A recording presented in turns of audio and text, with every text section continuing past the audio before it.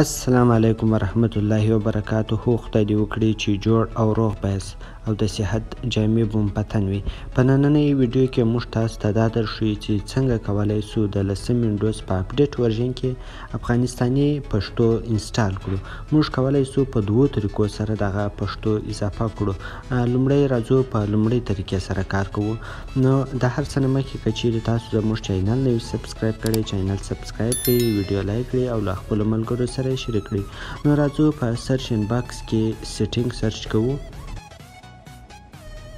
کله چې سیټینګ خلاص شو نو دلته ټایم اند لنګویج انتخابوو او د هغه څخه وروسته دلته لنګویج اپشن کلیک کوو. لاندې راځو اډ لنګویج وروهو. که چیرې موږ غواړو چې افغانستاني پښتو انسټال کړو د هغه دپاره د پاکستاني پښتو انسټالول لازم او ملزوم دي. نو راځو په پاکستاني پښتو انسټالوو، نیکسټ او انسټال. کله چې دا انسټال سوله پاکستاني پښتو انسټال سوله نو موږ اوس د ریجن ته راځو او دلته خپل هیواد افغانستان انتخابوو. د هغه څه وروسته کرنټ فارمټ کې موږ پښتو افغانستان انتخابوو تر څو پښتو ژبه اضافه سي. نو دلته تاسو ګورئ د جنترۍ ټایپ هم پښتو ته واوښتی او ژبه هم افغانستاني پښتو ته تبدیله سوله. د هغه څخه وروسته کرنټ فارمټ برته یونیټډ سټیټ ته اړوو.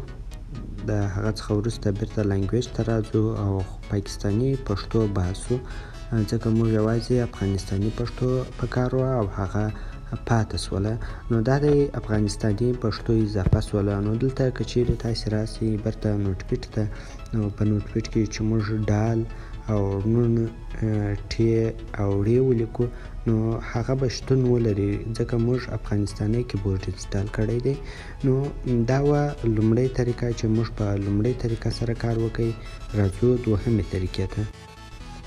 نو راځو دوهمې طریقې باندې کار شروع کوو. په دوهمې طریقې سره هم موږ کولی سو چې افغانستاني پښتو کیبورډ ته اضافه کړو.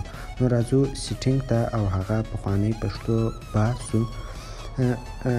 دلته موږ اډ لنګویج وروهو او پاکستاني پښتو یو ځل بیا انسټالوو ځکه د افغانستاني پښتو کیبورډ لپاره موږ مجبور مکلف یو چې پاکستاني پښتو انسټال کړو.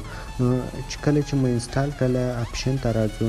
د اپشن څخه وروسته په اډ کیبورډ ته راځو او دلته پښتو افغانستان شتون لري. هغه سلیکټوو او عربي کیبورډ موږ ځینې باسو. نو په دې طریقه سره هم موږ کولی سو چې افغانستاني پښتو موږ انسټال کړو. نو دلته تاسو ګورئ چې افغانستاني پښتو انسټال سوې ده.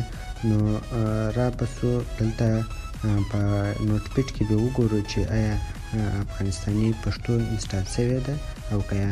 دلته کیبورډ چینج کړو پښتو ته ډال ټې نون او ړې. دا دی چې افغانستاني پښتو کیبورډ هغه حروف شتون لري پکښې. نو دا د دواړو طریقو صدق پکښې وکړئ. که چیرې تاسو زموږ چینل نه وي سبسکرایب کړی، چینل سبسکرایب کړئ، ویډیو لایک کړئ او له خپلو ملګرو سره یې شریک کړئ. تر بیا ښه وخت، ښې چارې، د الله په امان.